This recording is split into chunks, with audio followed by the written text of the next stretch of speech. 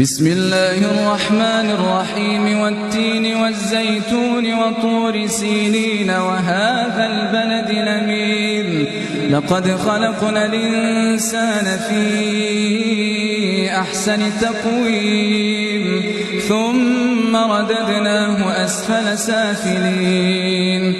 إلا الذين آمنوا وعملوا الصالحات فلهم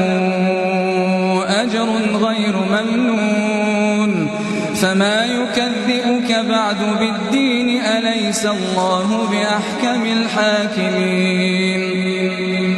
بسم الله الرحمن الرحيم اقرأ باسم ربك الذي خلق الإنسان من علق اقرأ وربك الأكرم الذي علم بالقلم علم الإنسان ما لم يعلم كلا إن الإنسان ليطغى